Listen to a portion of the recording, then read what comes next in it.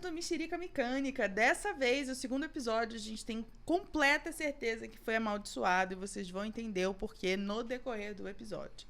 Mas hoje, eu não poderia deixar de chamar novamente um amigo, né? Amigos são as melhores coisas que tem na vida, isso vocês podem ter certeza. E o meu amigo de hoje, que vai estar aqui comigo, sendo entrevistado, né? Dividindo essa mesa comigo, é o Vinícius Fernandes. Oiê, tudo bem, pessoal? Olá, Vinícius! Sou o Vinícius Fernandes, né? Tô muito feliz que você me chamou assim, tava querendo muito vir nesse podcast, aí quando você me chamou, já fiquei, meu Deus, eu preciso ir. Adoro. E estou aqui. Apesar de ser um episódio amaldiçoado, né? Que nem o Apesar cargo do episódio, da defesa contra as artes das trevas, né? Do Harry Potter. Exatamente. Estamos aí, espero que dê tudo certo. Vinícius, gente, pra quem não conhece, ele é o autor, o mais novo autor aí da Astral Cultural, entrou em 2022, né, Vinícius? Isso, ano passado. Exatamente, mas já publicou por outras editoras. Vamos passar por essas editoras também. Mas nos livros dele, você podem ter certeza que vocês vão encontrar representatividade LGBTQIAP+. Isso aí. Então, seja bem-vindo mais uma vez. Obrigado. E aí a gente vai falar um pouquinho sobre o seu início, exatamente pelo que eu tô falando, né, relação das editoras que você passou e de como foi o seu início. Então, assim, conta um pouquinho como é que você começou a pensar em ser escritor profissional, assim. Na verdade, eu tenho essa ideia, assim, desde que eu me entendo por gente, né? Mas, na verdade, a ideia não era ser escritor. Quando eu era criança, eu lia muito os quadrinhos da Turma da Mônica. Sim. E eu queria ser desenhista. Falei, nossa, eu vou Adoro. desenhar. Eu achei que eu ia ser o próximo Maurício de Souza. Mas aí a realidade bateu e eu percebi que eu não sabia desenhar.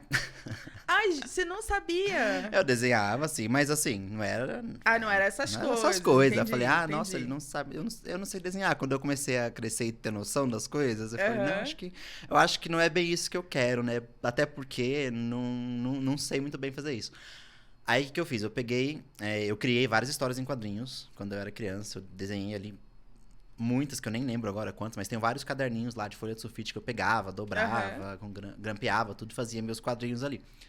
Aí, depois de um tempo que eu percebi que não era isso que eu queria, eu comecei a escrever essas histórias. Aí eu peguei o que estava desenhado e comecei a escrever à mão mesmo. E isso virou ali uma trilogia, né? Que eu escrevi naqueles cadernos que o governo dava pra gente na escola. Então eu escrevi ali em vários cadernos e virou uma trilogia. Virou 3 livros que eu nunca publiquei, ainda bem. Eu tentei publicar e teve vários editores que recusaram, porque eles estavam... A gente tem isso, né? Não sei se você tem. Você escreve um livro, você acha muito legal, e aí você fala, não, mas isso aqui é super publicável, e não é. Sim, na época eu tinha o quê? Uns 12 anos, quando eu comecei a tentar fazer isso. Eu era uma criança. Sim. E pra mim era maravilhoso, assim. Só que... Aí eu mandei pra várias editoras. Na época a gente mandava o livro impresso, às vezes, Sim, às vezes em disquete. E também dentro do envelope, né? Você enviava pra editora. Sim, tinha editora que tinha processo certinho lá, tinha que seguir todo o padrão deles e tal. Tinha umas que eu mandava impresso e em CD, às vezes, também. Eu lembro que tinha editora que ela selecionava a cor do envelope. Sério? Essa eu não cheguei a mandar, não. Eu juro. Ou talvez por isso que eu não fui aceita, porque eu mandei a cor errada. Mas aí eu mandei, nenhuma deu certo, assim. E aí eu desisti da ideia de ser escritor. Quando eu tava lá com meus 17 anos, eu tinha escrito os 3 livros, que pra mim era a trilogia mais inovadora do Brasil, mas era uma cópia, assim, de vários livros de fantasia que eu lia na época. Entendemos. E aí eu desisti da ideia, falei, não é pra mim, não vou conseguir publicar, ninguém quer saber do que eu escrevo. E aí eu entrei na faculdade, fiquei ali até o meu 3º ano da faculdade, eu entrei na faculdade de letras, né? Fiquei até o 3º ano sem pensar em ser escritor, né? Mas aí no final do 3º ano, ali pro 4º ano da faculdade, eu tive mais uma ideia pra escrever um livro. Eu tava fazendo um intercâmbio nos Estados Unidos de trabalho, e eu comecei a escrever o livro lá.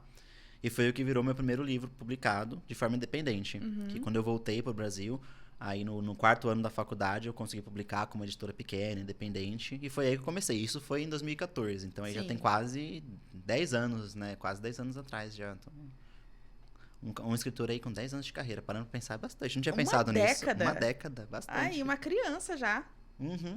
né? Um filho, praticamente, né? E foi nessa editora que você teve problemas polêmicos?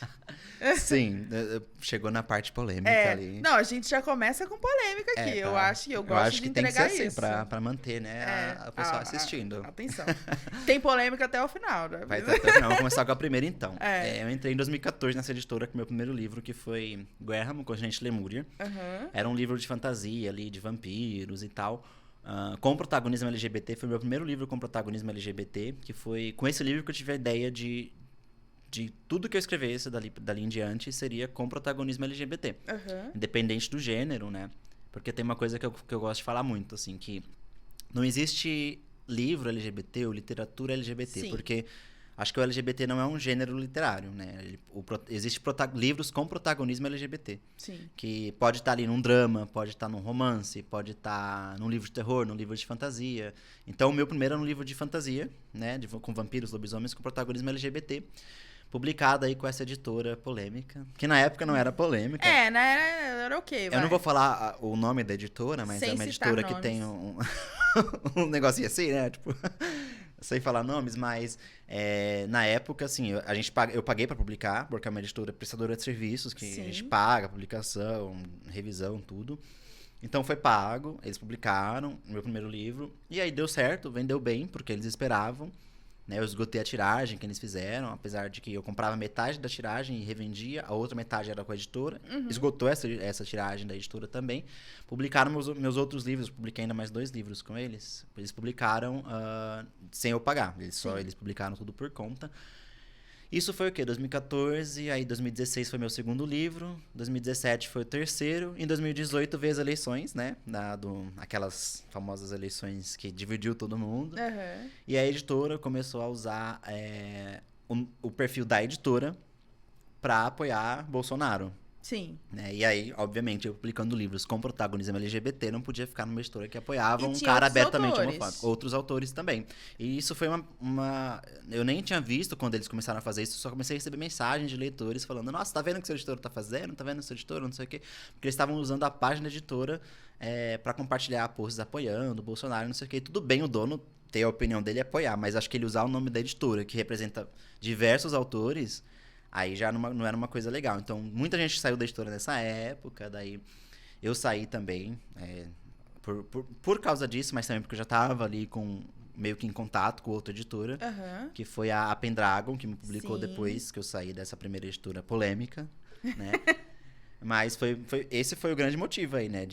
Não fazia sentido eu estar numa editora tendo que eu publicava, né, livros com protagonismo LGBT. Um cara que apoia totalmente o oposto, né, disso daí. Sim, com toda certeza. E ainda falando sobre representatividade LGBT, eu falei pra você mais cedo que eu dei uma olhada nos seus livros, seus contos e tal, e a gente percebeu uma transição, né? Você escrevia fantasia e tinha alguns livros, assim, também um pouco puxando pro fantasismo, horror e tal, assim, bem nessa pegada, alguns contos. E aí agora você já tá indo para um momento mais leve, mais clean, a clean version.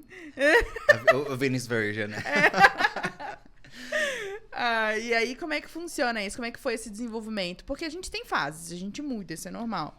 Mas como é que você pensou nisso, em ir para outras áreas, mais para um drama, mais para né, livros focados em relacionamentos, em dificuldades e tal? Eu não diria uma versão mais clean nem mais leve, porque continua pesada. Não é leve. O pessoal que lê meu livro, eu sempre falo pra eles assim: nunca se enganem pelas capas fofas, porque as capas são fofas, mas você vai sofrer. Você vai sofrer, isso eu não escondo. Mas assim, eu mudei mesmo. Meus primeiros livros eram mais fantasia, né? Eu tenho lá o de vampiros com lobisomens. Sim. Aí veio um de fantasia que não tá mais sendo comercializado em nenhum lugar hoje. Aí veio o Lázaro, a Maldição dos Mortos. Sim. Que é um apocalipse zumbi. Ele tá com uma versão hoje ainda comercializada pela Pendragon. Mas ele é um... Opa, gaguejei aqui. É um apocalipse zumbi que se passa em São Paulo, né? Sim. Então aí você vê a diferença. Aí depois disso, depois desses meus 3 primeiros livros, veio O Caminho Longo, que foi meu primeiro livro publicado pela Pendragon. E aí já mudei totalmente. Totalmente não, mas assim, eu mudei o foco. Porque não tinha mais nada de fantasioso. Era mais focado num drama com protagonismo LGBT, mais ali na evolução do personagem, né? E tudo mais. Então, acho que eu mudei também porque eu fui mudando como pessoa, né? Porque eu lia muito fantasia antes. Eu lia bastante. Coisa de Harry Potter, Senhor dos Anéis, Eragon. Gostava desses tipos de livro. Mas aí depois, com o tempo, eu comecei a ler menos. Não que eu não goste hoje, mas eu leio bem menos. Então, eu percebi que, acho que eu me encontrei mesmo ali escrevendo drama, né? Foi escrevendo o drama com esse protagonismo. Então, foi quando surgiu o Caminho Longo e os meus próximos. Não Quero Ser Como Você, Garoto no Alto da Torre. Mas ainda assim, eu acho que tem uma pegada dessa parte do horror, assim, porque eu gosto de mexer com as sensações das pessoas, com sentimentos. Então, mesmo através do drama, eu consigo mexer com isso, né? E no Garoto no Alto da Torre, quem leu, não vou dar spoiler, mas ele é um drama que se passa em 1950? Sim, mas ele tem ali uma pegada meio sobrenatural. Sim. Sim, bem de leve, bem de leve. E no final isso fica um pouquinho mais claro. Quem chegou ali no epílogo, que eu não vou falar pra não dar spoiler, obviamente, vai ver que tem ainda um pouquinho desse Vinícius que escrevia essas coisas no passado. Não é sobre isso, mas tem ali um pouquinho dele também. E é o que eu mais gosto, assim. Eu escrevo horror e ficção especulativa. Eu gosto muito da história em que mostra a realidade. Tipo, a história do Garoto no Alto da Torre se passa em Petrópolis, ou seja, uma cidade normal. E aí você vai colocando alguns elementos que fazem a história criar toda uma aura diferente, né? Exatamente. É disso que eu gosto. Eu posso até contar o que não é muito spoiler, né? Que é ali no Garoto no Alto da Torre, essa parte meio sobrenatural que tem é o Rafael, o protagonista, ele tem um jardim na casa dele, que a mãe dele mandou fazer pra ele quando ele nasceu. E ele tem uma conexão muito forte com esse jardim. Então ele sente essa conexão com as plantas, com as flores ali, tanto que tem trechos que eu deixo bem claro que as flores estão ali meio que sentindo, refletem o que ele sente. Então, esse simbolismo aí do jardim, da conexão dele com o jardim vai até o final, até uma coisa que acontece ali no epílogo que é mais explícito a essa questão sobrenatural. Então, é uma coisa que eu falei, nossa, como é que eu pensei nisso? Ficou muito legal. Tipo, que o ambiente reage a ele, é basicamente Exatamente. isso. O jardim, que é como se fosse uma parte dele ali, né? Fora do corpo dele. Então, ele tem uma conexão muito forte, que no livro isso aí é mais explorado de maneira mais sutil, durante o livro, mas no final fica mais explícito. Sim. E aí, pensando também nessa questão de O Garoto no Alto da Torre, Não Quero Ser Como Você e Caminho Longo, que Caminho Longo meio que foi a sua transição, né? Tipo, é aquele momento que você fala, putz, eu acho que eu quero escrever outras coisas. E você vai entender isso, você que foi publicado pela Pendragon, você vai entender que a Pendragon, não sei se você pensa dessa forma, eu vejo isso pelo meu amigo Felipe Saraiva, que quando eles acreditam em alguém, eles publicam independente do gênero, assim. Exatamente. O Felipe, ele começou com fantasia ali, né, com Pra Onde Vão os Suicidas. E aí agora ele também foi para alguns outros caminhos e eles decidiram publicar mesmo assim, né? E isso é legal porque muitas pessoas falam assim, porque eu tenho que publicar para uma editora grande, porque a editora grande vai acreditar em mim e não sei o quê. Só que você não conhece a editora pequena certa, sabe? E eu acho que a Pendragon já tá na parte média aí, não chega nem... Exatamente. Eu não acho que a Pendragon é uma editora totalmente pequena. Eu não acho de fato que ela seja pequena. Mas a gente fala de pequeno, médio e grande muito por causa da distribuição do que efetivamente por causa da editora, do processo editorial, da curadoria, de todo o resto. Mas eu percebi bastante isso agora você falando, que eles publicaram Caminho Longo, que era já mais um drama e tal. E o Felipe a mesma coisa agora, publicando por eles alguns outros livros. Eu acho que Descolorindo o Eloá também chega nesse... E tem um novo dele também, agora eu não tô lembrado do nome, mas... É um nome grande. Eu li pra fazer o blurb e eu não lembro o nome do livro, olha só. É alguma coisa com Estrela Decadente. É uma coisa meio Evelyn Hugo ali, com Daisy Jones and the Six. É uma coisa meio assim, bem legal. Exatamente. E aí, como que surgiu pra você o astral cultural na sua vida? Então, muita gente... Eu recebo muita mensagem, tipo, muita mesmo, de gente perguntando como é que eu faço? Eu quero ser escritor, eu quero publicar um livro. E assim, não tem uma resposta. Você sabe disso. Não existe uma resposta que fala, é assim, assim, assim. Sim. Cada um vai fazer o seu caminho, né? Assim, o meu caminho é uma jornada aí de quase 10 anos, como a gente tava falando no começo, né? Começou lá em 2014 e tá quase 10 anos agora. Eu comecei de maneira independente. Aí, saí da editora polêmica lá. entrei na Pendragon, porque eu tive uma conversa ali no evento com a editora da Pendragon, com a Priscila. Eu falei, tem um livro assim e tal, você não quer dar uma olhada? Aí ela aceitou olhar. Então foi assim, saí de uma, fui pra uma editora um pouquinho melhor, maior, que já é a Pendragon, que já tá aí no porte médio. Não tem uma distribuição enorme, né, como a Astral, que tem em todas as livrarias, mas a Pendragon já é um passo a mais, foi um passo a mais na minha carreira. E eu acho que eu já encontrei a Pendragon em algumas livrarias. Tem, acho que na Martins Fontes, ali na Paulista, dependendo da livraria, até encontra alguns livros da Pendragon. Sim. E aí foi assim, é tudo um passo que você vai dando. Carreira literária é muito devagar, assim, as coisas andam muito devagar, mas andam, se você tem que ir atrás, né? E depois que eu entrei na Pendragon, tive ali O Caminho Longo, que eles publicaram inédito na época. Aí veio a edição nova do Continente Lemúria, a edição nova de Lázaro, que já tinha saído pela outra editora. E aí, eu estava escrevendo Não Quero Ser Como Você, e mandei pra Increase, né? Sim. Que é a agência literária. Gente, eu quero cortar, porque assim, não vai ter só o autor da Increase aqui, eu já queria deixar claro, tá? Não é porque a Clara e o Vini vieram que eu vou monopolizar esse podcast, mas amigos são amigos. Continue. Mas né? Que a Increase tem muitos autores, né? Então... eu tô brincando, não é a maior, mas poderia ser. Mas então, aí eu estava escrevendo Não Quero Ser Como Você, eu escrevi, na verdade, mandei pra Increase, pra eles... Eu contratei o serviço de leitura crítica da Increase, que é um serviço pago, que a gente paga para elas lerem e mandar um relatório apontando coisas legais do livro, coisas que você pode melhorar.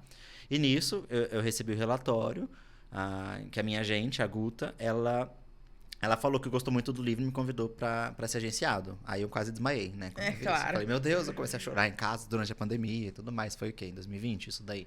Te entendo. Aí eu quase morri quando isso aconteceu. Depois que eu me recuperei, aí a gente fechou o agenciamento. Eu escrevi Não Quero Ser Como Você. Já estava escrito Não Quero Ser. Editei com ela, na verdade. E aí eu comecei a escrever, já editando ao mesmo tempo, escrevendo e editando O Garoto no Alto da Torre. E nisso, enquanto eu escrevi O Garoto no Alto da Torre, estava ali, acho que era 2021. A Guta já mandou uma mensagem, olha, consegue terminar até tal data? Porque eu joguei a ideia para umas editoras e elas estão querendo ler o livro. Aí eu quase desmaiei de novo, mas isso me deu um gás. Aí eu escrevi o livro assim, o que era para ser, na verdade, O Garoto no Alto da Torre era para ser um conto. Pra Amazon. Só que quando ela falou assim, tem a editora querendo, aí eu falei, vem aí. Eu quero morrer, porque isso tá acontecendo comigo agora. É? Não que uma editora falou que vem aí, mas poderia ser. Mas que eu comecei a escrever, eu fiz a escaleta do conto, e aí eu falei, isso aqui não é um conto. É um livro. É um livro. Exatamente, isso acontece. Era pra ser um conto, Garoto na Alta Torre. Só que quando falaram que tinha a editora querendo, eu comecei a escrever com uma inspiração maior. Sim. E aí, o que era pra ser um conto virou o meu maior livro até hoje. Ele tem mais de 100 mil palavras. O meu maior livro até então era o Não Quero Ser Como Você, que tem 56 mil mais ou menos. Isso aí tem o dobro de Não Quero Ser Como Você. Então, aí eu escrevi isso daí, né? Durante o processo de escrita, a história se passa em Petrópolis. Eu tinha começado a escrever o livro sem conhecer Petrópolis.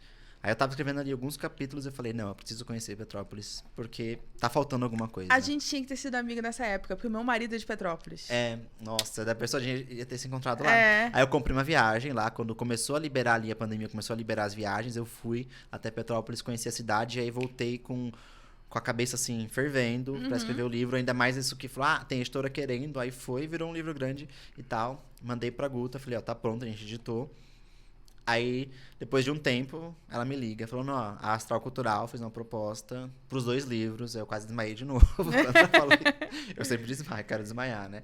Mas aí, ela falou que a Astral queria e foi. Aí veio em 2022, Não Quero Ser Como Você. Agora, tem uns 2 meses. E eles já assinaram com os 2 livros. Já fizeram a proposta pros 2 livros. Que é muito difícil, vamos combinar, né? Porque a Astral, já quiseram fazer uma proposta para investir na minha carreira. Sim. E aí foi, falando do avanço, né, na carreira. Comecei lá independente, fui para uma editora um pouquinho maior, que é a Pendragon, que ainda assim era uma editora que é paga e tal. Aí fui para agenciamento, que já não é pago, você ser agenciado, você não paga. Né? Aí fui para uma editora tradicional. E aí foi totalmente diferente. O processo foi totalmente diferente, assim. Porque eles investem, eu não desembolsei 1 centavo no meu bolso para publicar com a Astral. E o marketing, assim, é totalmente diferente também. Tem um departamento só para cuidar do marketing do seu livro, que geralmente não tem editoras menores, né? Então, tem a distribuição, que você vai ali numa livraria, você acha. Até na época que lançou o Não Quero Ser Como Você, a Astral fechou uma parceria ali exclusiva com a Saraiva, né? Que todo mundo falava, nossa, existe Saraiva ainda? Existia. Agora até mudou. Agora realmente não tem. Rest in peace. Realmente agora. Mas o ano passado tinha algumas lojas ainda e eles foram quem fizeram o livro vender muito, porque investiram muito na exposição nas lojas da Saraiva. Tipo, se você ia lá, tinha torres, pilhas com as 3 capas do livro, né? Pra quem não sabe, o livro tem 3 cores de capa. E, olha, isso foi uma jogada de marketing muito legal. Exato, eu lembro da jogada de marketing desse livro, porque eu vi muitos influenciadores falando, e eu não sei efetivamente se a Astral pagou pra isso. Eu acredito que tenha sido muita mídia espontânea, alguma paga, mas muita mídia espontânea, porque eles criaram uma seleção de livros com cores específicas para cada influenciador. Isso não foi pago, isso daí foi espontâneo mesmo. Exato. Né? E assim, eles fizeram 13 livros com cores diferentes. As cores oficiais são 3 cores, né? Essa meio rosa, outra meio verde água ali, uma meio verde limão. Mas eles fizeram 13 cores específicas, 13 cores diferentes, um exemplar de cada cor, para cada influenciador ou celebridade que ia receber ali. E atrás também tinha uma caricatura da pessoa que ia receber, né? Aí mandou para essa pessoa, por exemplo, a Pepita, cantora, recebeu uma cor rosa, que só ela tem. Sim. Com uma caricatura dela. O João recebeu um azul, que só ele tem, né? E teve vários outros influenciadores ali que receberam também, né? E foi genial, porque passava muito na minha timeline. Das pessoas falando assim, recebi o livro, eu... Tipo, Diva Depressão, falando do livro, muito legal. E aí eu comecei, eu lembro que eu vi o seu livro, eu já conhecia você desde a Pendragon. Mas aí eu falei, caramba, olha que legal, que marketing diferente, né? E eu acho que esse é o diferencial da Astral. Muitas pessoas falam Companhia das Letras, Intrínseca, por aí vai, Record. Mas eu acho que o diferencial da Astral atualmente está no marketing, assim. Porque a distribuição dele já é muito boa. Mas o marketing tá, assim, bombando de uma maneira porque eles estão fazendo coisas diferentes, sabe? Não é só vou lá levar o autor para fazer o lançamento, sabe? É ciente de que eles têm uma boa distribuição e eles podem se ancorar nisso. E aí eu vejo isso acontecer e eu acho, assim, a Astral uma das... Eu falo com convicção que a Astral é uma das melhores editoras no mercado para se publicar como autor iniciante. Porque o autor iniciante, ele precisa ser conhecido, querendo ou não. Né? Tipo, primeira vez que você vai publicar numa editora grande, primeira vez que você vai publicar numa editora tradicional, cara, a Astral, ela tá sabendo lidar com isso. Exatamente porque eles sabem que não é porque tá, tipo, o nome lá é Isabelle Reis. Ninguém conhece, cara. Tipo, ninguém... Exatamente. E quando a gente fala de Não Quero Ser Como Você, às vezes as pessoas não ligam o livro a mim. Mas eu falo, aquele livro das 3 capas. Todo mundo, o livro das 3 capas. Exatamente. Todo mundo conhece o livro das 3 capas. Das 3 capas, Mas às vezes não ligam comigo, mas conhecem o livro das 3 capas. Exatamente. Sabe? Então, é um marketing muito legal, que deu muito certo, junto com a ação da Saraiva, que ainda tava falando, com a exposição nas livrarias, assim, com as 3 cores de capa, vendeu bastante, assim, por causa disso.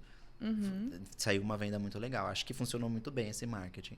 Pro Garoto da Torre não teve um marketing de 3 capas, mas tá tendo marketing aí legal também. Mas aí você já tá conhecido, Vini. Então um livro puxando o outro. Exatamente. Eu acho que foi mais por ser o primeiro livro, porque no meio tradicional eu não era conhecido. Exato. Né?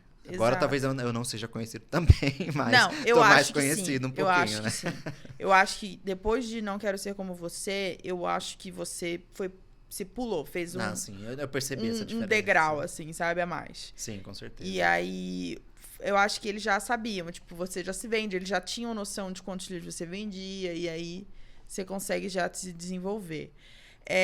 E aí, a gente já falou bastante sobre representatividade, LGBT, e a gente tem outra polêmica. Eita.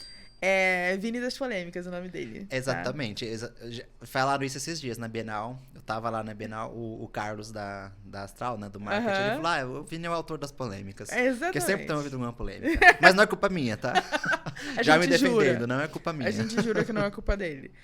Vamos falar sobre uma polêmica que aconteceu no Twitter. Twitter normalmente é conhecido como a descarga do mundo. O X. O X. X. É o X. X. Mas X parece outra coisa. Nossa. Se eu falar, eu posso ser banido do YouTube. Mas vamos lá. Você teve uma polêmica envolvendo o X. E foi uma polêmica muito infeliz, pra ser sincera. Quando a gente soube disso, o pessoal lá da agência, a gente ficou embasbacado, né? Tipo, como isso pode acontecer ainda em 2023, mas aconteceu.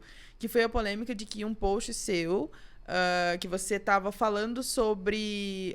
um dia que eu fui fazer uma palestra numa escola sobre representatividade LGBT. E aí, várias pessoas, vários usuários do X começaram a dizer que você era coisas que você não era. Como, por exemplo, que você era pedófilo. Como, por exemplo, que você estava lá para induzir as crianças à homossexualidade. E daí pra baixo, assim. E pra você, tipo, quando você acordou e você viu aquilo ali, como é que foi? Tipo... Assim, o post, eu fiz o post em maio desse ano, que foi quando eu fiz a palestra na escola, convite de uma professora da escola, pra falar sobre diversidade na literatura, né? Uhum. E aí eu postei isso em maio, teve um engajamento normal pras minhas redes, com as pessoas que me seguem, e aí de repente, não sei se foi julho, agosto, foi uns meses atrás, mas bem depois de maio, começou, assim, a mania de compartilhar e me xingar, e como você falou, me xingando ali de pedófilo, de coisas daí pra baixo, sabe? Que era realmente pra... Aí eu falei, eu realmente, assim, eu não me abalei porque eu sei que Claro. são pessoas que, tipo, não tem nada na cabeça. Sim. Mas o que mais me assustou foi o tanto de gente que compartilhou. Eu percebi que a gente tá numa bolha, né?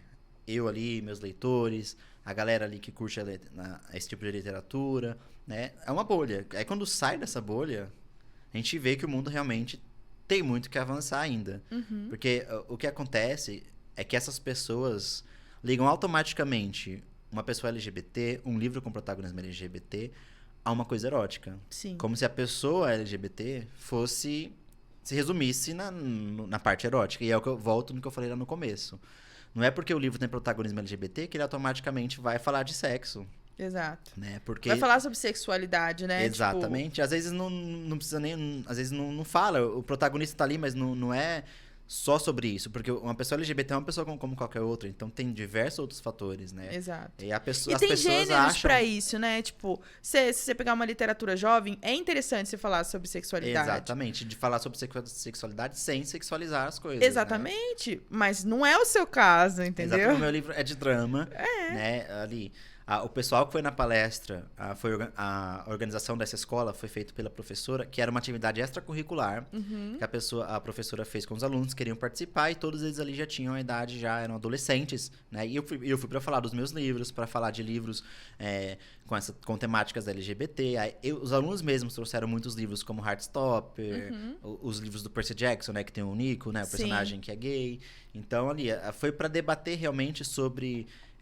diversidade, que existem pessoas diferentes e que todo mundo ali tem que ser respeitado, mas na cabeça dessas pessoas foi uma coisa assim, meu Deus, ele foi lá porque ele tá atacando as crianças e não sei o quê, como se eu tivesse ido lá pra falar de sexo com as crianças. Sim. O que não foi o caso. Sim. Então, tipo, e o negócio tomou proporções enormes, tipo, muito grandes, porque chegou a mais de, nem sei como tá hoje, mas chegou a mais de 200 mil o alcance da publicação. Sim. E aí eu vi isso, até respondi alguns, mas depois eu falei, deixa pra lá, só tirei print, né, e segui aí, abri um BO depois com alguns e vamos ver o que isso vai dar. Mas, assim, realmente a gente vê que tem muito que avançar, e aí a gente vê que realmente esse tipo de literatura se faz necessário por isso. Sim. Para que as pessoas leiam, entendam que existem pessoas diferentes e que todo mundo tem que ser respeitado, né? E não só literatura, mas tipo tem que ter na mídia, como filmes, né, novela, série e tudo mais, para naturalizar, porque quanto mais a gente fala, mais naturaliza. Se ninguém fala, vira tabu e aí fica com essas ideias erradas. Claro, com certeza. E você sentiu a comunidade aberta a te abraçar, a te defender, a comunidade do mercado editorial como um todo? Com certeza. Teve muita gente ali que me apoiou, que entrou na briga ali comigo. Várias pessoas brigando ali nos comentários com os haters. E assim, eu me senti muito abraçado assim, pelo pessoal da agência mesmo, outros colegas escritores. Muita gente ali comprou briga pra ficar do meu lado, pra falar que essas pessoas estavam totalmente erradas. Mas assim, quem não quer ver que tá errado, não vai ver. Exatamente. Por mais que a gente falasse, mostrasse ali pra eles batiam na mesma tecla, falando coisas que não tinham sentido nenhum, sabe? Repetindo as mesmas coisas, parece um robô mesmo. Repetindo as mesmas coisas, porque não sabe formar um argumento, aí fica falando as coisas frases prontas. E resgataram assim. Um post demais, do diverso nada, atrás, sabe? Né? Não, e teve outra polêmica. Você vai falar dessa outra polêmica? A gente vai falar dela, a gente vai chegar lá. É muita polêmica. Eu sou o autor das polêmicas. Exatamente. E é tão bizarro que eu acho que isso é como se fosse uma maldição, né? Esse povo, assim, tipo... Eles brotam, assim, tipo... Literalmente brotam. Literalmente brotam. E por falar em maldição, vamos falar sobre esse episódio amaldiçoado, rapidinho? Só pra vocês entenderem por que esse episódio é amaldiçoado, gente. Vou tomar uma água aqui. Vini, maravilhoso, perfeito, é um amigo. Mas antes de eu chamar o Vini, esse episódio já era pra ter sido gravado. Como vocês sabem, ele vai sair atrasado. Já era pra ter sido gravado há um tempo. E aí... Enfim, tivemos muitos cancelamentos. Eu quase não cheguei no horário hoje. Quase fomos cancelados, mentira. Quase fomos cancelados. Quase não cheguei no horário hoje. Nem as canecas eu trouxe, gente. Olha isso aqui, eu não consegui trazer as canecas. Tá o copo mas esse copo aqui. tá super chique. Tá super chique. Eu acho que isso aqui tá... Vera Fischer anos 2000. Mas, enfim, gente, precisamos quebrar essa maldição. Então, por favor, assista esse vídeo, se inscreva no canal, ative o sininho, coloque aí embaixo, quebrando a maldição, aqui estou. E, mais uma vez, agradecer a Vini por estar aqui. Por quebrar a maldição. Exatamente. Espero que a maldição quebre. Eu acho que o nome desse episódio vai ser Vini, o quebrador de maldições. Exatamente, adorei. Quebrador de maldição. E aí a gente volta para falar um pouco sobre Bienal do Livro 2023. Você estava como autor na Bienal de 2019? Estava lançando Caminho Longo. Na polêmica? Na polêmica do Crivella. E como é que rolou pra você, assim? Na época eu estava na Pendragon, né? Lançando Caminho Longo pela Pendragon. E aí eu vi lá... Eu tava, na verdade, saindo de São Paulo, pegando o avião pro Rio, quando eu comecei a ver as primeiras notícias de que a prefeitura tava indo lá, querendo censurar livros e não sei o quê. E eu tava indo lá pra lançar 2 livros, né? Sim. Caminho Longo e a edição nova de Graham, do Continente Lemúria. Aí eu cheguei lá, tava aquela confusão, tipo... A Pendragon tava, tipo, vamos esconder os livros porque senão eles vão levar embora. Aí eu falei, não vai esconder livro nenhum, não. Vai vir aqui se quiser. Se eles querem levar, vão ter que me levar junto. Mas eu não vou deixar esconder meu livro. Porque eu comprei a briga lá. Mas, tanto que eles não chegaram até a Pendragon. A Pendragon tava no pavilhão ali, acho que era o verde, não lembro. Sim. Tinha umas editoras menores, né? A galera da prefeitura focou mais ali nas editoras grandes, no pavilhão que tinha as maiores. Tanto que teve até o Felipe Neto comprando os livros pra distribuir. Ele também só comprou das maiores, não chegou na Pendragon. Mas eu esgotei meus livros também, na época, porque eu até usei isso pra vender livro. Claro. Porque as pessoas chegavam lá e falavam, compra antes que o Crivella vem. E as pessoas compravam. Mas, assim, foi realmente, assim, uma coisa muito absurda, né? Teve aquela marcha lá, todo mundo com os livros na mão, me juntei ali com todo mundo. A gente tava lá e não se encontrou. Eu tava lá também, andando com todo mundo. Foi bem, assim... Hoje a gente fala com mais tranquilidade, né? Mas na época foi meio assustador. Tipo, foi pensar que eles iam chegar lá pra tirar os livros, sabe? Eles realmente estavam querendo fazer isso, tipo, colocar um saco preto pra esconder os livros, né? Então, quando isso aconteceu, eu lembro que, principalmente pro público LGBT, né? Que foi onde começou, os caras viram o livro, um HQ. O quadrinho da Marvel. De 2 pessoas se beijando e tal, de 2 homens se beijando, e aí começou. Mas eu lembro que quando rolou no meu stand, quando eu cheguei lá, eu tava na editora Hope, no grupo editorial Hope, já estavam falando, na real, que os livros eróticos também seriam levados. E o meu livro tinha cenas de sexo. E aí eu fiquei desesperada, porque fiquei assim, putz, e agora? E aí eu lembro que, não sei se na Hope ou em outras editoras, elas estavam expondo os livros, mas tampando as capas, assim, sabe? Pra que não dissesse, olha, a gente tá aqui expondo conteúdo erótico. Hoje em dia, a gente foi na Bienal de 2023, tinha um stand gigantesco só de livros eróticos, das né? apimentadas, entendeu? Então, assim... nessa época eu fiquei muito assustada. E aí, no dia pra noite, quando eu saí acho que do primeiro ou do segundo dia da Bienal, quando aconteceu isso, a dona da Hope, né, a Jéssica, ela falou que o stand dela tava revirado. Que eles entraram no stand durante a madrugada. Meu Deus. Então, assim, provavelmente durante a madrugada eles foram em cada stand pra ver... Gente, isso daí em pleno... É 2019? 2019 isso, gente. 2019 isso, não faz sentido, sabe? É o típico discurso daqueles que mascaram o preconceito no discurso de vamos proteger nossas crianças. Exatamente, né? Exatamente. Isso não faz o menor sentido. Não. Então, assim, foi uma Bienal muito emblemática.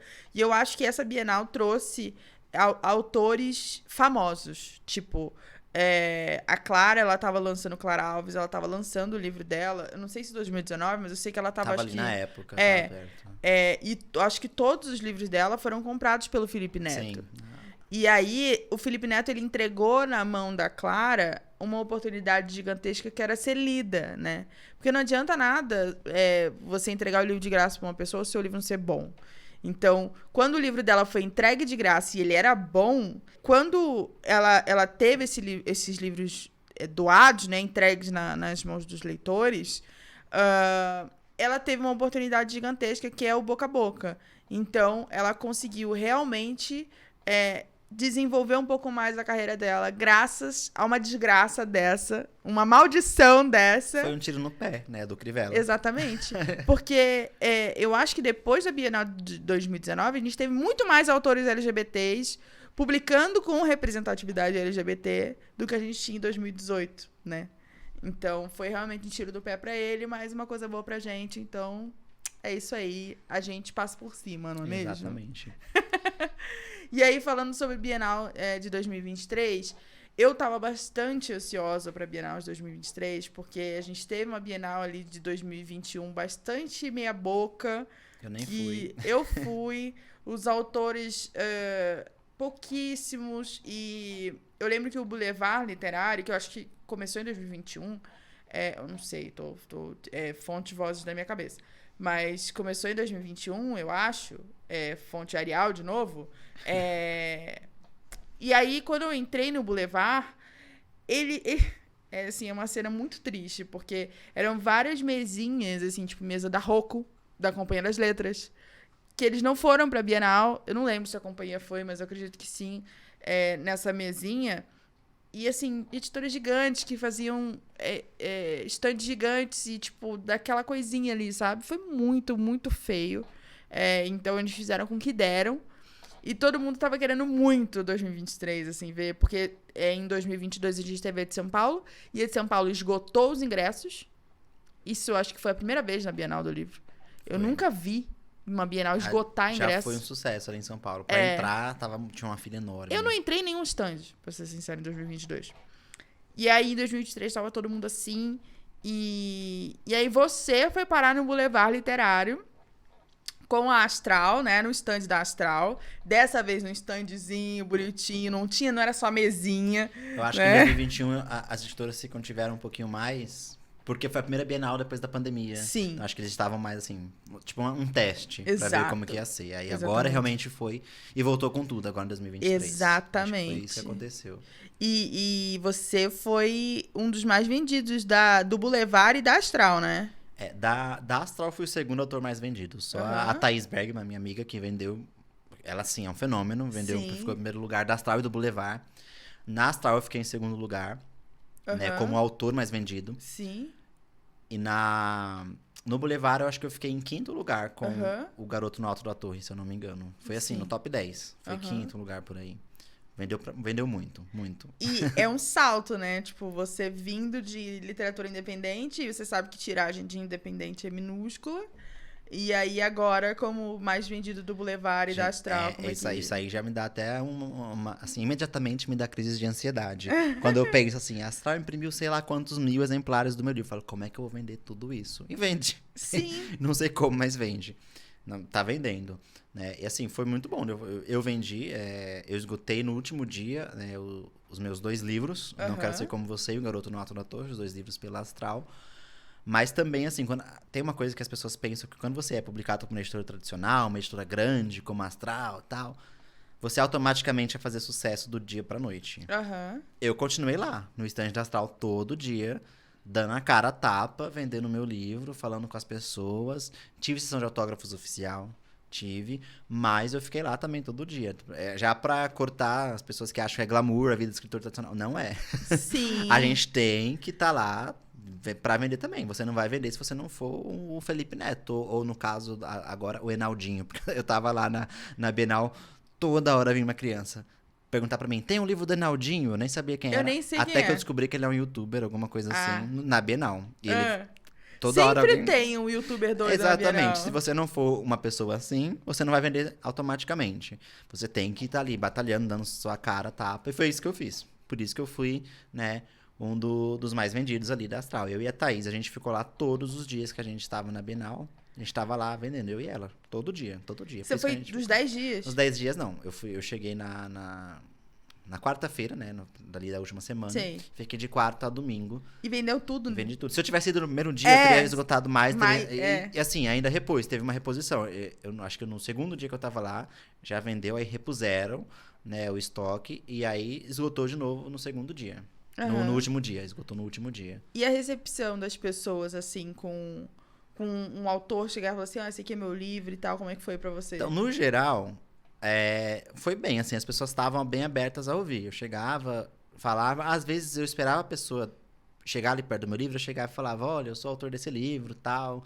Aí eu me apresentava e falava do livro ali. No geral, foi bem. Teve pessoas que nem deram atenção pra mim e falaram, eu sou autor do livro. Ah, legal. Que bom. Tem uns casos engraçados. Teve uma que chegou, tem livro do Vinícius de Moraes? Foi no estande da Astral. Que eles não entendem, né? Que às vezes é separado por editora. Acharam que era tipo livraria, né? Chegaram, perguntando pra mim. Outra parêntese que eu tenho que fazer. Se eu tava lá como autor, mas se eu tivesse vendido um livro pra cada informação que eu dei, eu tava milionário hoje. Milionário. Porque toda hora chegava alguém perguntando. Autor. E tudo bem, acontece. Mas as pessoas chegavam, tem livro disso, tem livro daquilo, tem livro do Enaldinho, tem livro de não sei quem. Aí teve uma que chegou, tem livro do Vinícius de Moraes? Aí eu falei, não, do de Moraes não. Tem do Fernandes, serve? Aí ela, não. E virou Aí eu fiquei, que bom. Mas assim, acontece. É assim que você tem que dar a cara, né? E foi muito engraçado. Teve outra menina que chegou pra mim e falou, você é o autor desse aqui, do Não Quero Ser Como Você? Nossa, eu amo esse livro, não sei o que. Eu falei, você leu? Aí ela, li, eu tenho ele em PDF. Nossa! Aí eu, nossa, que legal. Chegou a hora de você me pagar, hein? Vambora? Aí eu falei, não quer levar o Garoto no Alto da Torre, não? Aí ela acabou levando o Garoto no Alto da Torre. Falei, pra compensar, né? O PDF, que não sei como ela deve ter baixado ali de algum lugar. Amigo, mas então, eu tava procurando a capa de Não Quero Ser Como Você, e aí eu escrevi no Google, Não Quero Ser Como Você, ele já botou o PDF. Exatamente, pra você ver que tem procura. O livro tem muita procura, as pessoas não querem pagar, querem ler de graça. Porque eu já vi isso também. E pra você ver que tem procura, uma vez, no mês do orgulho, a Astral deixou o e-book de Não Quero Ser Como Você grátis. Em um dia, teve mais de 10 mil downloads. Nossa. Em um dia de e-book grátis, teve mais de 10 mil. Eu passei do livro ali da Frida Kahlo, que tava grátis também, Vidas Trans da Astral. E o meu livro, assim, foi 10 mil. Até a própria Astral chegou e falou pra mim, a gente não esperava que fosse ter tudo isso de download. Foram mais de 10 mil. Eu falei, gente, imagina se fosse venda. 10 mil downloads grátis. Não, tudo bem, tem muita gente lendo, mas assim, você vê que tem procura. As pessoas querem ler. Mas assim, foi o que aconteceu comigo com o Volpe. O Volpe deixou recentemente, né? A editora deixou recentemente um dos livros do Volpe de graça. Que foi, acho que Nunca Vi a Chuva. Eu fiz uma lista de aniversário, de presente. Esse meu amigo vai estar assistindo agora. Eu fiz porque você é rico. E aí eu queria pedir presente sem me pedir. E aí eu enviei num grupo, ciente que ele ia ver, entendeu? Aí ele ia pegar a lista e ia comprar livros pra mim. E aí ele comprou um livro do Volpe pra mim, que foi Homens Pretos Não Choram. E aí eu falei assim, eu quero ler vários livros do Volpe. E aí quando eles lançaram esse livro, esses dias do e-book gratuito, eu baixei na hora. E aí eu falei assim, eu vou ler a primeira página. Que eu já tenho o Homens Pretos Não Choram, eu vou começar pelo físico. Mas eu vou ler uma página. Eu não consegui parar. Foi até o fim. Eu fui até o fim. Eu almoçava lendo, eu jantava lendo, eu ia tomar banho lendo, entendeu? Porque eu não conseguia parar. Porque eu passava metade do meu dia falando sobre esse livro. E a outra metade torcendo pra que alguém falasse sobre esse livro. É isso, exatamente. Então, foi o meu primeiro contato com ele. E eu tenho certeza que eu vou comprar outros livros dele. Exatamente, ajuda por muito. Esse primeiro contato. São 10 mil pessoas ali que estão lendo meu livro. E nisso, assim, subiu muitas avaliações também de um dia pro outro. Tava, sei lá, em 100 avaliações, foi pra 500 e pouco. Assim, muito rápido, né? Estou esperando chegar nos 10 mil, porque foram 10 mil downloads. Quero 10 mil avaliações, né? Todo mundo que baixou. Mas, assim, ajuda muito. E muita gente, provavelmente, ou comprou o físico depois, ou talvez vai puxar um Garoto no Alto da Torre. Sim. Porque tá conhecendo a minha escrita ali, né? E você falou que não tinha uma jogada de marketing, provavelmente essa foi, né? Foi. Para as pessoas conhecerem a sua escrita e efetivamente depois comprarem o Garoto no Alto da Torre. E para ganhar mais haters também, né? Porque você sabe que quanto mais você aparece pra ir mais haters, sempre tem. Sempre tem, sempre terá, infelizmente, haters. Mas é bom que às vezes até ajuda. Haters são a maldição. Esse é o episódio sobre maldições. Cuidado, não quebrar essa maldição. Pelo amor de Deus. Estamos aqui para isso, para quebrar essa maldição. E aí, dentro da Bienal, eu fui durante 3 dias, né? Eu não te vi. Ah, não, porque você chegou Você foi na primeira semana, eu fui na segunda semana, né? Você não foi no jantar, né? Não Verdade. tava. Ai, queria. Eu não tava lá nesse fim de semana. E aí, eu fui nesses 3 dias, eu tentei comprar o máximo de livros possíveis de amigos, porque estavam mais baratos. Eu confesso que sou uma pessoa pobre. Gente. Escritor, você acha que escritor é rico? Promoção pra mim, eu tô comprando, entendeu? Promoção é o que há. Exatamente. E aí, eu achei uma Bienal mágica, porque fez a gente voltar pra aquela coisa de, ai, meu Deus, Bienal com stand grande, não sei o quê, e aí a pandemia ficou pra trás, sabe? E todo mundo se abraçando. 90% das pessoas que eu abracei provavelmente pegaram gripe, sim, mas... Vários casos de Covid? Sim. Sim, mas tudo bem. O importante é que a gente foi feliz, né? E dentro dessa felicidade toda, a gente teve um caso que aconteceu. Mais uma polêmica. Essa é a última polêmica, gente. Prometo. Não podia, né? Não é a última polêmica, gente. Temos várias outras. Envolvendo realmente o contato, né? Entre leitor e autor. Eu vi muitos autores realmente falando sobre isso, sobre a realidade de você abordar uma pessoa para ler o seu livro, né? Que, como você falou, às vezes a pessoa não tava nem aí pra você, não quer nem saber de você e tá tudo bem. Mas o que aconteceu com você foi algo muito além disso, né? Então, conta Eu lembrei de um caso agora também, que às vezes eu chegava, falava, eu sou autor desse livro. Eu já vi pessoa, teve gente que gritou quando me viu. Falou, meu Deus, é você? É você? Eu já li Não Quero Ser Como Você. Isso nunca tinha acontecido antes. Teve gente que literalmente me viu, gritou, e teve uma menina que chorou, veio me abraçar chorando. Eu falei, gente, calma que eu vou chorar também. Aí chorou eu e ela, ficou todo mundo chorando, se abraçando. Mas assim, foi bem legal também. Tem gente que não tá nem aí, tem gente que vai, né, ser muito mais receptível com você. Então eu encontrei muitos leitores também, eu tive minha sessão de autógrafos ali, que teve a galera que foi lá e teve fila e tudo mais. Foi bem legal também na sessão de autógrafos oficial, né? E teve o caso de uma polêmica, lá vem polêmica, de uma menina que chegou ali, ela tinha uns 15 anos, aí ela pegou o livro O Garoto no Alto da Torre na mão, que é essa capa, né, com os dois meninos se abraçando, se olhando ali.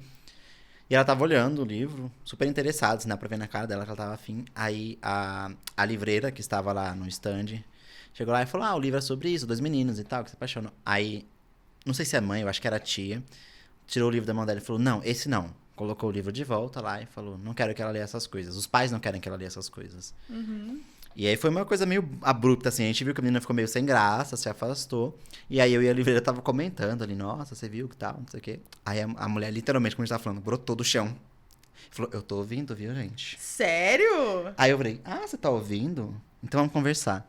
Aí eu falei, tá, porque eu falei, eu não consigo ficar quieto quando eu vejo essas coisas. Ainda mais assim, ela tava lá. Falei, por que você acha que esse livro ela não pode ler? Você sabe do que ele se trata? Ela, não, é porque eu acho que tem idade pra essas coisas. A menina tinha 15 anos.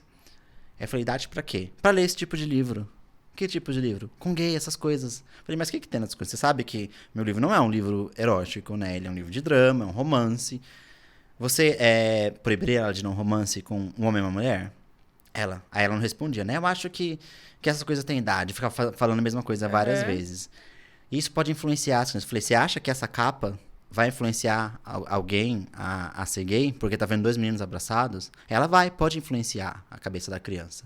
Eu falei, então como você explica o fato de que eu sou e sempre fui gay e cresci numa família com pai e mãe, com héteros, família hétero. Eu vi na mídia só casais héteros, na novela, tudo hétero, uma sociedade totalmente heteronormativa, e eu, ainda assim, sou gay. Por que eu não fui influenciado a ser hétero se isso supostamente influencia? Eu sempre li livros com casais héteros e nunca fui influenciado a ser hétero, porque eu sou assim, eu nasci assim.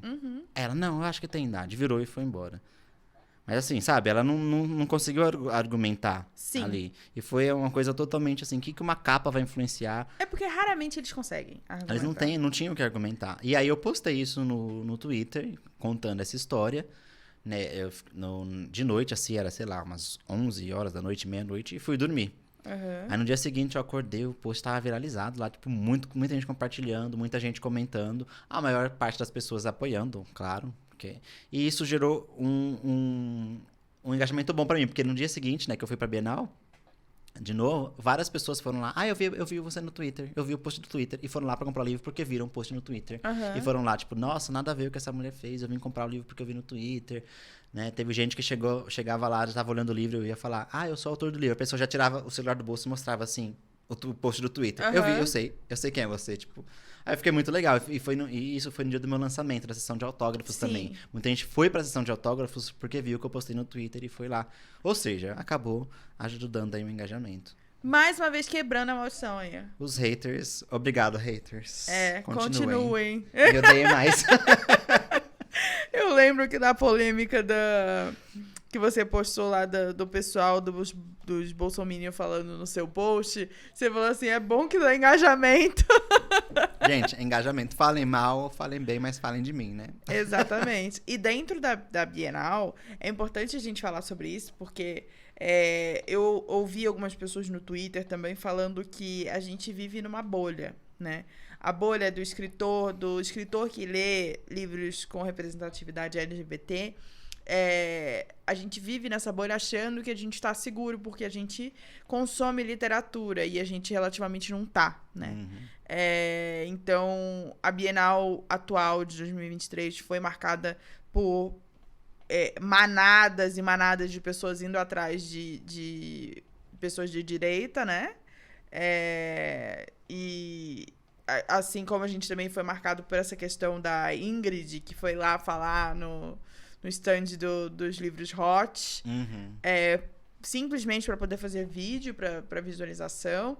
E a gente também teve alguns casos de transfobia dentro da Bienal. Sim, eu vi. Né? Então, assim, mesmo que seja um ambiente completamente literário, a gente não tá seguro de viver esse tipo de situação. Exatamente. Situações tristes. O que essas pessoas, né, esses preconceituosos querem que a gente, assim, eles falam, não tenho nada contra, mas, né, eles querem que a gente fique, assim, caladinho, escondido, quieto, fica, assim, se escondendo, viver a nossa vida sem mostrar, se segurando, não mostrar o que a gente é.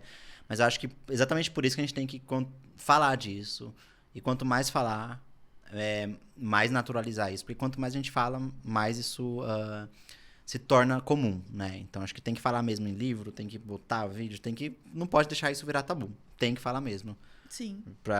E fazer o povo perceber que o que eles falam tá errado. Eles têm que ter vergonha do que eles falam. Exatamente. De que, não sou preconceituoso, mas... E sempre vem um mas depois, né? Mas eu não acho que meu filho, né? Tipo, amigo. Tem até amigos que são. Não sei o quê, né? E aí, saindo dessa Bienal incrível, eu não sei se você sentiu a mesma coisa, mas eu me senti energizada, assim, tipo, sim.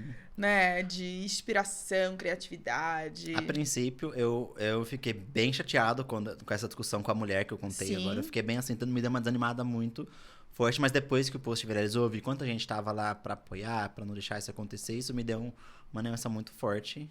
E eu voltei realmente energizado ali. Então eu falei pra você hoje, tô escrevendo aqui de novo. Eu falei, tava lá. Sim. Eu parei de escrever pra poder vir gravar aqui. Maravilhoso, perfeito. Se atrasar, a culpa é dela, viu? Peço perdão aí, gente, vai atrasar um pouquinho. E aí, falando um pouco sobre escrita, você me falou que tá escrevendo agora, graças a umas fériasinhas aí, né? Que estão acabando. Ai, amigo. A gente que é escritor e ainda não vive de literatura, tem que dividir a vida em dois. Eu tô escrevendo nas minhas férias do outro trabalho, gente. Sim, exatamente. E aí, falando um pouco, se saiu um pouco da fantasia e aí entrou agora no drama, continua colocando alguns detalhezinhos de fantasia nos dramas. Vai vir aí, o que eu já posso falar, é uma história que é bem provável que vai sair agora no Natal, um e-book pro Natal, na Amazon mesmo. E é um drama, só que tem uma pitada aí de sobrenatural, que eu não vou contar, porque senão vai ser um grande spoiler. Mas, assim, tem uma coisa sobrenatural que vem aí. tem a ver com Natal, essas coisas. E tá muito diferente do que eu já fiz também. Tem um plot twist do nível de Não Quero Ser Como Você, porque quem leu Não Quero Ser Como Você sabe que tem uma grande reviravolta ali. E essa história que eu tô fazendo pro Natal também tem uma grande reviravolta. Sim. E é essa que eu tô focando agora pra eu terminar esse mês ainda, já pra dar tempo de fazer as edições e tudo mais, pra lançar em dezembro. Aham, boa. E aí falando sobre efetivamente a sua rotina de escrita, né? Você, em algum momento, tá pensando assim, eu quero continuar no drama, quero ir um pouco mais pra fantasia. Como é que tá, tipo, o desenvolvimento pra você pensar, tipo, daqui 5 anos? O que você quer estar escrevendo, assim? Primeira coisa, que rotina. De A gente fato. não tem rotina de escrita. Não, né? eu escrevo no ônibus.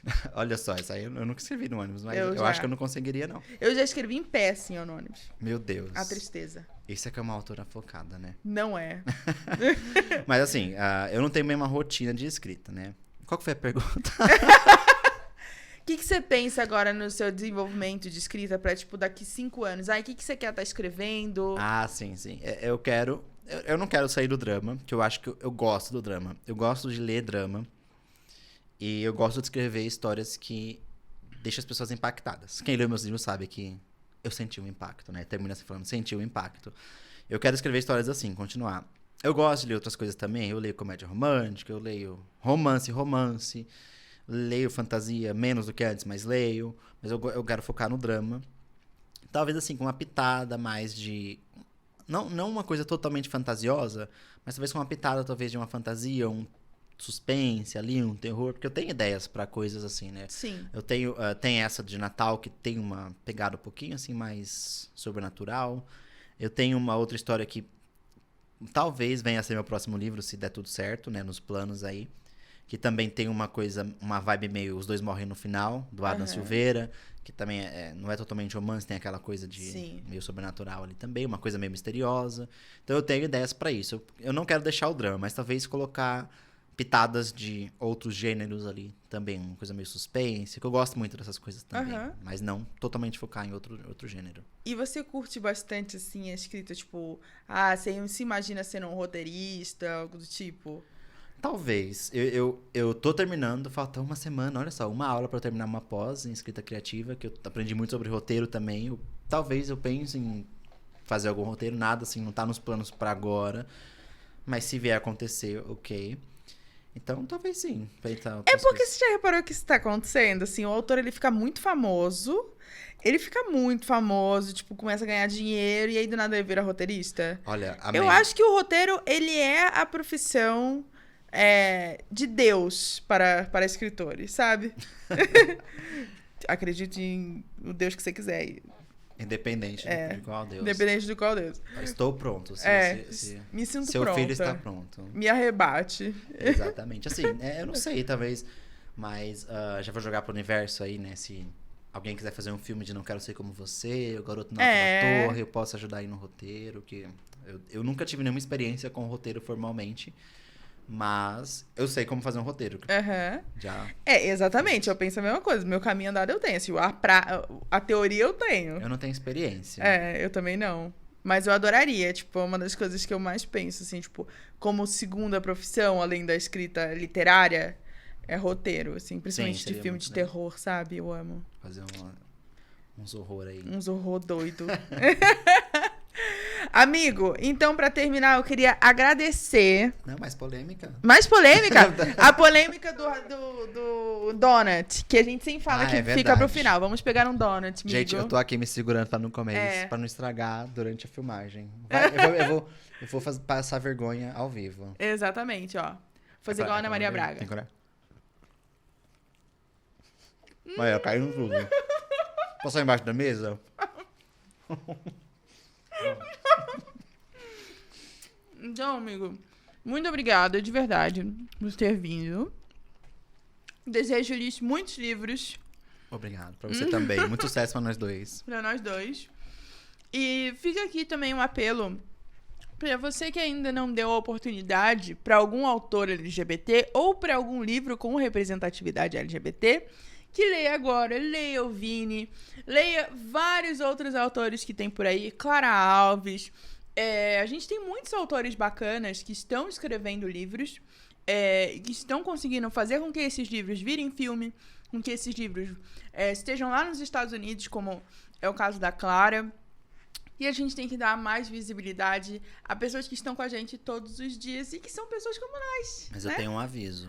Eu não pago terapia de leitores. É bom avisar porque as pessoas me cobram depois e se enganam pelas capas soltas. Mas já avisando. Vai chorar, no meu livro tem gatilhos. Vai chorar, você vai chorar. muitos Tá gatilhos. avisado. É isso aí. É isso aí. Destruidor de corações. E quebrador de maldições. Quebrador de maldições, amigo. Veio aí. E aí, antes da gente encerrar, amigo, eu queria que você também falasse um pouco sobre suas redes sociais, fizesse seu jabá, seu site. Claro. Gente, me sigam nas redes sociais. Todas as minhas redes, Instagram, esqueci as outras, X, TikTok, é tudo Vini Wood, como tá aí aparecendo, né? E meu site é oviniciusfernandes.com.